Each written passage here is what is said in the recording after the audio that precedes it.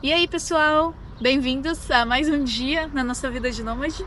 Hoje vamos falar sobre as viagens do Paraguai. E sim, foram 2 viagens que a gente fez pra lá, antes de realmente começar a expedição. Meio que uma pré-viagem, por assim dizer. Nossa primeira viagem para o Paraguai foi um pouco de súbito, surpresa. O Bruno estava acompanhando algumas notícias no G1 e era a época de Black Friday e tinha bastante notícias, né, falando que estava muito cheia a Ponte da Amizade, que tinha muita gente indo para o Paraguai. Ele ficou bem animado de ir para o Paraguai, depois que ele olhou os preços. Começou a aparecer notícia da Black Friday, Paraguai, que eles estão se preparando para receber pessoas, né, do Brasil. E eu comecei a acompanhar os preços, né? Os olhos começaram a brilhar. Porque quando a gente vê aqui no Brasil o preço das coisas, sim, é vontade de chorar. Lá você olha os preços, em média, uns 60% do valor daqui. Ainda mais na Black Friday, que lá realmente acontece promoção. E aqui é meio que o metade do dobro. Começou a ter a semana do Black Friday ali, eu comecei a bastante mandar mensagem pra Rita. Ei, vamos, todo dia.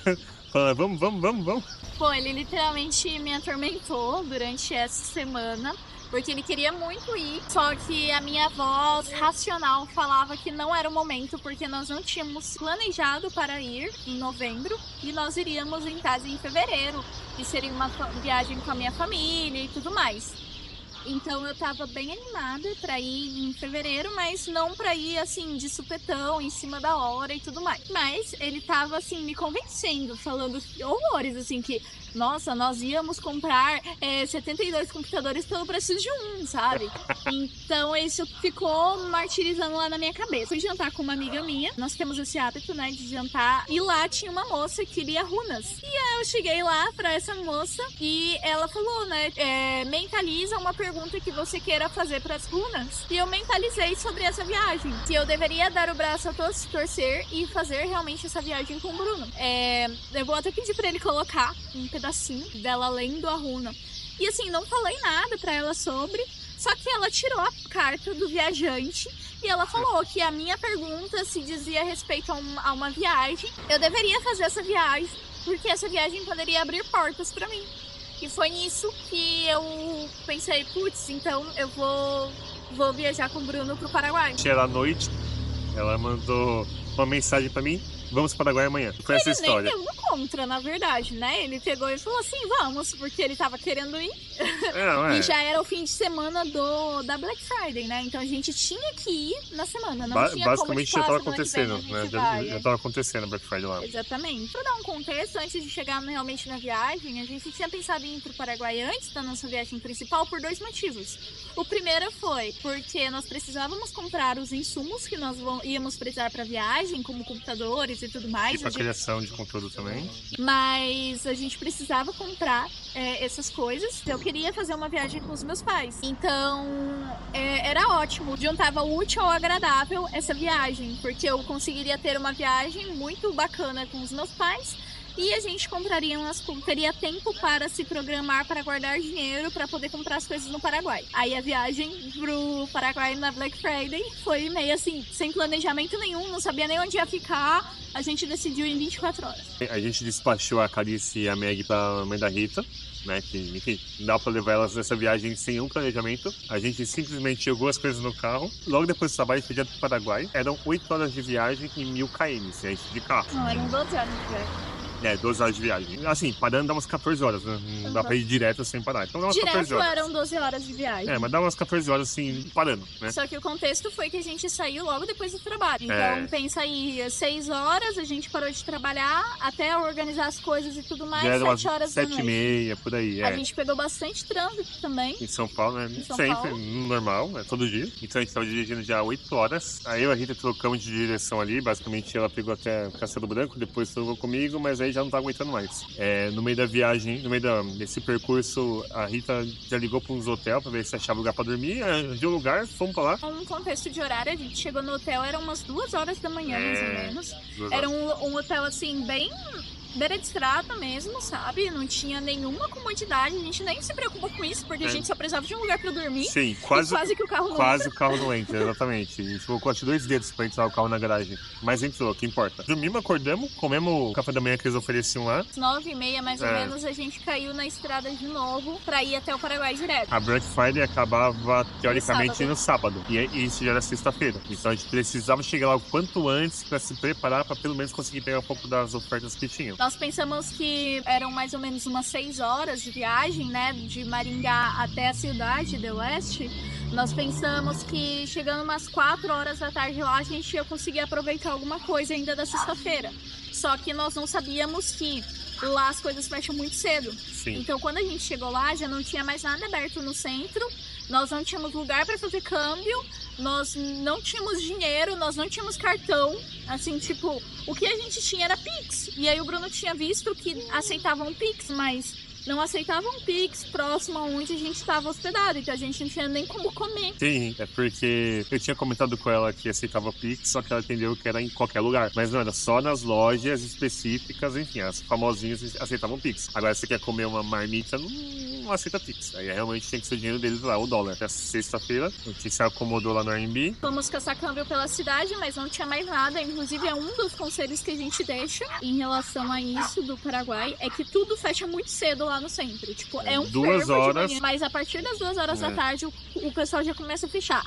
O shopping China, o shopping Paris, até fecha mais tarde. Só que a gente não conhecia, a gente não tinha realmente pesquisado, realmente se planejado pra ir. Nós só pegamos um carro e fomos. Então, quando a gente chegou lá, a gente só tava querendo descansar um pouco, né? Porque foi uma viagem muito longa. Nós nunca tínhamos feito uma viagem tão longa, né? Foi a nossa primeira viagem realmente longa. Enfim, fomos caçar câmbio. E aí a gente teve que voltar pro Brasil pra poder caçar câmbio ali em Foz. Foi em 2 lugares, a maioria dos câmbios estavam fechados. E sugamos os 2 lugares, pegando todos os dólares que tinham lá. Como a gente precisava, enfim, comer, a gente não sabia exatamente, ficou um pouquinho apreensível sobre realmente vai aceitar Pix, não vai, então a gente decidiu levar dinheiro, né? Todo o dinheiro que a gente tinha na conta disponível, nós transformamos em moeda ou local ou dólar. Local dólar, né? Foi um pouquinho de cada. Porque nós íamos ficar uma semana lá, né? Eu não falei isso, mas qual era o pensamento? Eu comprava os computadores no sábado, poder na segunda-feira já entrar online e começar a trabalhar no Paraguai. Exatamente. Então era bem pauleira, bem corrido. Mas tá tudo certo, a gente conseguiu fazer o câmbio. Bem, depois do câmbio a gente voltou lá pra Cidade do Leste, nós acomodamos e comemos por lá mesmo, até no dia seguinte, que de fato é o nosso objetivo principal, que era comprar as coisas, né? Logo de manhã a gente foi lá pro shopping em Paris, paramos o carro, porque era o lugar mais seguro que a gente encontrou, que é um shopping.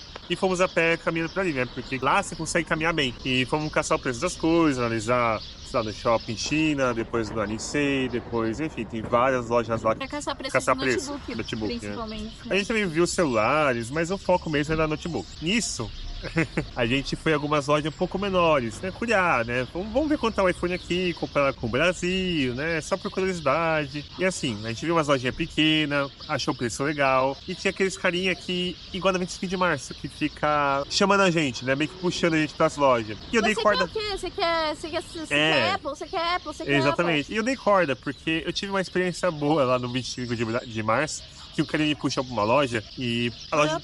Valeu a pena, basicamente valeu a pena. Então eu falei, vou dar corda, né? Vamos ver pra onde ele vai me levar. E aí ele levou a gente pra uma loja bem, podemos dizer, não com muita confiança, né? Era uma lojinha meio que aqueles mini shopping, não tinha logo, era um pessoal meio estranho na loja. Tinha Paraguai só lá, Paraguai. E o pessoal tava falando só em espanhol ou em guarani, que é a língua deles lá também, né? Passou nenhuma confiança na loja, a gente ficou um pouquinho pé atrás, mas o valor era um pouquinho, tipo, chamativo, né? Então a gente acabou dando uma atenção pra eles ali. E aí agora a Rita vai contar o resto da história aí, que eu acho ela mais emocionante pra contar a história. Bom, vou tentar resumir aqui. Nós estávamos, então, inseguros na lojinha, né? Mas o cara pegou os nossos dados, porque é de padrão lá no Paraguai eles pegarem os dados para poder emitir a nota fiscal, porque o valor que eles passam para o turista é um valor menor, 10% menos do que o paraguaio paga, porque é um valor sem imposto. Então, em todos os lugares que você for comprar, que realmente for de confiança, eles vão querer o seu documento para fazer a nota fiscal. Quando eles pediram o nosso documento, me passou um pouco mais de credibilidade, mas eu ainda estava assim com o pé atrás. E aí o carinha perguntou pra gente se a gente era de lá e tudo mais, e eu até inventei que sim, que eu fazia medicina lá e que eu tinha vários amigos, que eu queria fazer medicina lá e que eu tinha vários amigos lá, pra ele, tipo, não mexer comigo, sabe? Enfim, conversa vai, conversa vem, ele fez lá a notinha, eu fui lá pagar. Só que o que foi estranho é que eu cheguei no kart, entreguei o dinheiro, o cara carimbou e depois sumiu. O cara sumiu, o cara que tava no caixa. E a gente ficou lá esperando o produto. Aí o cara que nos atendeu chegou pra gente e falou, olha, se vocês ficarem esperando vai demorar muito. Então, se vocês forem lá retirar, fica mais rápido. E a gente falou, tá, mas aonde que é pra retirar? Ele falou, não, é aqui perto, me segue que a gente vai lá retirar junto. E aí foi entrando em uns lugares, assim, uns mini shoppings, e foi entrando, até que a gente chegou numa loja que ainda era mais sombria do que a primeira, porque a primeira ainda tava perto da rua, essa era tipo... dentro de um edifício. Se me soltasse ali dentro, eu não sabia sair de lá. E não tinha nada, era tipo vários produtos, assim, só que não tinha nada, assim, de estampa nem de nada. Tanto até que eu mandei a minha localização pra minha mãe e falei, mãe, olha, se acontecer alguma coisa, eu tô aqui. E ela falou, mas você tá numa tabacaria? Eu falei, não, mas não é uma tabacaria, mas fica tranquila, se acontecer alguma coisa, eu tô aqui, tá? Antes fosse só que tivesse fumando. Exato. E a gente também tava perdida em relação a chip, sei lá, enfim, perrengue de todo lugar que você vai, do nada, outro país, do nada, sem conhecer. Enfim, e aí nós chegamos lá, e aí o cara veio falando em Guarani, ele sentou assim na mesa com uma pose, assim, tipo, bem empoderado, assim, bem mesmo, chefe, sabe? Bem cara de chefe. E aí ele começou a falar, você vai comprar aqui um MacBook, não sei o quê. E aí, até que ele chegou e falou assim, como é que vocês vão atravessar isso aqui, né? Um detalhezinho. Ele falava perfeitamente o português. Mas ele não era brasileiro. Ele não era brasileiro, mas ele falava perfeitamente. Então, ele passou uma segurança pra gente. Enfim, eu tava conseguindo me comunicar com uma pessoa bem. Então, ele explicou tintim por tintim. Ele tava conversando sobre coisas aleatórias, porque a gente já tinha comprado o produto. Então, ele não precisava oferecer o produto pra gente. Ele começou a conversar sobre a cidade e tudo mais. Até que, inclusive, isso que o Bruno falou é interessante, porque apesar de ser espanhol e você entende, é diferente, tipo, quando é na tua língua. Sabe, na tua língua você entende exatamente o que a pessoa tá falando. Porque é portunhol, porque dá pra se comunicar. Sim, dá. Mas você, na tua língua, você consegue sentir as nuances da fala, sabe? Você consegue sentir se a pessoa tá mentindo, se a pessoa não tá. Exatamente. E isso é diferente, sabe, gente? Não importa o quão fluente você seja na língua. A tua língua nativa é a tua língua nativa. E o cara, ele falava como se ele fosse um nativo. Aí ele estava falando com a gente em português, daqui a pouco ele mandava um áudio e era em Guarani que ele estava falando, sabe? Enfim, eu sei que aí ele começou a oferecer pra gente serviços de contrabando. Por quê? Tem esse lance do Paraguai ser mais barato, mas quando você passa pela aduana, você tem que declarar. Exatamente. E quando você declara, você tem que pagar o imposto. E aí tem muita gente que passa sem declarar. Só que aí é o risco, porque se te pararem, você tem que pagar o imposto e a multa por não ter declarado. Então ele começou a oferecer pra gente esse serviço de passar, que eles passavam pelo rio, ele explicou todo o processo de contrabando tintim por pra tintim, mim. Ele explicou. Me elogiou, disse que eu era muito inteligente. E aí eu pensei, nossa, um contrabandista elogiou minha inteligência, então... Assim, eu me senti acolhida, assim, tipo, eu me senti inteligente, sabe? Até que ele chegou no ponto e falou que o computador que nós estávamos comprando... E a bicicleta tem a cara do cachorro. Eu vi, eu ia comentar isso. Até que chegou num ponto que ele falou que o computador que nós estávamos comprando não era reconhecido pela Anatel e se a gente sabia disso. Não é só isso, ele é produzido no Japão. Então a Apple não dava garantia daquele produto. Aí ele ficou mais pra trás ainda. Aí a gente falou que não foi passado isso pra gente, mas ele foi muito honesto. Sim. Porque no momento que a gente falou que não, ele perguntou, vocês vão querer continuar do mesmo jeito com esse produto? Aí eu falei, não, né, enfim, a gente tem uma fama ruim do Paraguai, né, tipo, é vagabundo porque veio do Paraguai, mas não é assim, não gente. Então, tipo, tem produtos ruins que nem todo lugar do mundo, só que... Enfim, ele explicou, tipo, qual que era o código lá, o que era... Não que não era original, os dois eram originais, mas o que tinha certificado e o que não tinha certificado. E a gente falou que não queria ficar. E ele pegou e meio que estralou o dedo. Em 2 minutos o nosso dinheiro tava de volta. Sim, mas aí ficou lá esperando, deu aquele medinho, e se for um golpe, né? E se ele vai entregar o dinheiro pra gente e sequestra a gente? Nossa, Passou várias coisas pela minha cabeça, mas cagaço. ele foi muito honesto. Ele entregou o dinheiro pra gente, a gente saiu, tipo, olhando pra todos os lados pra ver se não ia aparecer ninguém, porque a gente tava num beco, né? Saindo de lá um pouquinho rápido, a gente foi direto pra loja que a gente queria comprar o notebook, que era a Nisei. Então a gente foi direto, entrou na Nisei, já falou com a moça, já pegou os dois notebooks, foi pro guichê, pagou, pegou o notebook, testou, enfiamos na mala e fomos direto pro carro lá pro Shopping Paris. Fomos direto. A gente não queria nem andar pelo centro, tinha mais porque coisa. alguém tava olhando a gente e tal. A gente ia comprar mais coisa e tal, mas não, a gente comprou o notebook, a gente foi direto pro carro, colocamos no carro e aí sim a gente se acalmou lá, né? Porque toda a sensação de ter conversado com um contrabandista, de ter entrado num monte de beco, enfim, experiência, né? Experiência que, de alguma forma, a gente sabe como funciona. Gente, não precisava disso tudo, sinceramente. Mas nós estávamos num país que a gente não conhecia, que não tinha pesquisado a respeito. Não me passava, era a primeira vez que eu estava lá, não me passava segurança. Hoje me passa segurança, porque eu conheço a cidade e tal. Mas não me passava segurança, sabe? A minha primeira vez lá era tipo um fervo de gente, eu me imaginava no centro de São Paulo. E você vai no centro de São Paulo, você não se sente seguro. Inclusive, lá, né, naquele miolo de pessoas, é muito mais seguro do que na 25 de março. Sim. Lá você não é roubado. Pelo menos a sensação que eu tenho, e olhando ao redor, é que você não é roubado. Porque lá é um ponto de comércio. Você é roubado, você acaba com o comércio de exatamente. Cara, né? Imagina um brasileiro falar mal de lá e, enfim, começar a ser rotina, ninguém mais vai pra lá. Então, é bem mal visto isso, né?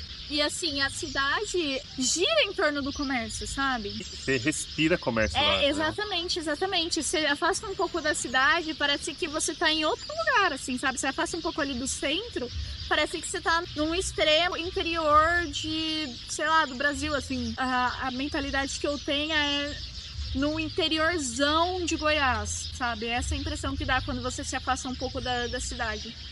Então, realmente, para eles é o que move a economia, né? Então, bem, chegamos no carro, pelo notebook, e daí em diante a gente comprou o resto das coisas que a gente queria, que foram vários apetrechos, né? Então, compramos essa GoPro que está sendo gravada, compramos uma câmera, compramos vários equipamentos, acessórios. Comprando celular. Celular também, a gente trocou os 2 celulares, meu e o dela, por um iPhone. Enfim. A gente viu que tava valendo a pena, foi gastando dinheiro, faz dívida e depois como se vira. Vai atravessar depois? Não sabemos. Exatamente. Mas a gente ia comprar as coisas. Compramos, enchemos o carro de coisa, saímos com 2 carros de lá. Enfim, passou-se uma semana, a gente acreditava de que, como nós precisamos daquele equipamento para uso profissional e pessoal, a gente não ia ter nenhuma dor de cabeça com a polícia, com a aduana. Ai, que coisa linda! Cara, tem uma pessoa passando de bicicleta motorizada com um cachorrinho na cesta e a cesta por cara do cachorrinho. Não, ele tinha esse cachorro. A quarta, vou virar a câmera. Chegou o dia, a gente atravessou a fronteira, enfiamos tudo no carro e fomos basicamente com bastante fé de que nada ia dar errado, né? Então... A gente tava com um pouco de medo, sim. Um pouco de medo. Porque a gente tinha visto que esse lance de ser item pessoal ou não ser item pessoal não é bem uma regra. Depende da compreensão tanto do policial quanto da pessoa que tá portando e tudo mais. Então a gente não sabia o que esperar. Mas o lance é que nós já tínhamos gastado dinheiro, não tinha como pagar lá a taxa do imposto. Sim. Então, como eram coisas para a gente, era tipo celular nosso, era notebook nosso, era máquina fotográfica nossa, passamos com essa crença. Bem, basicamente, a gente chegou na aduana, ficou com um cagaço, mas passamos sem nenhum problema, né? Ninguém parou a gente, na verdade nenhum carro estava sendo parado e tal. Já era uma semana depois da Black Friday, já tinha esfriado. Na época da Black Friday tava muita gente sendo parada, né? Inclusive no meio das estradas. Até durante a estrada tem os postos, né? Enfim, no dia que a gente foi embora, tudo vazio. A aduana vazia, a estrada vazia, passamos tudo tranquilo, sem nenhum problema. E a gente cruzou algumas vezes a fronteira para o Brasil para resolver alguns problemas, né? Tipo, que nós precisávamos estar no Brasil, principalmente sinal de celular, porque o nosso chip não funcionava no Paraguai. E assim, passou a ponte e parou de funcionar.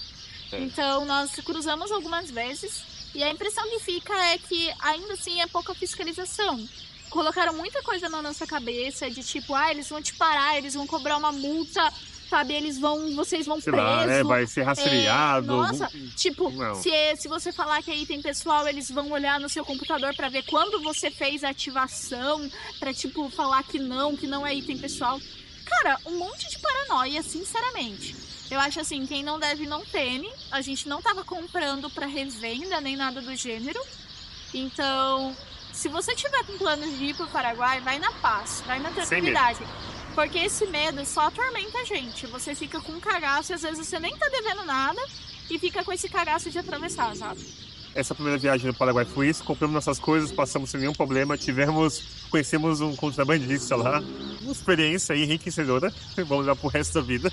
Nós usamos muito na próxima ida pro Paraguai, Não contrabando. Não, nós usamos muito essa primeira experiência para nossa segunda ida. A gente já foi muito mais experiente pro Paraguai, muito mais confiante, já sabia onde fazer as coisas, diminuiu muito mais o tempo de compra. E no próximo vídeo vocês vão ver que foi meio inútil essa ida pra Black Friday, porque a gente teve que comprar tudo de novo. Sim. Vou deixar pro próximo vídeo por qual motivo foi esses BOzinhos aí que a gente teve, mas... E alguns detalhes também pro outro vídeo, porque esse aqui já ficou longo. Mas é isso. Tchau, então, tchau. Tchau, tchau.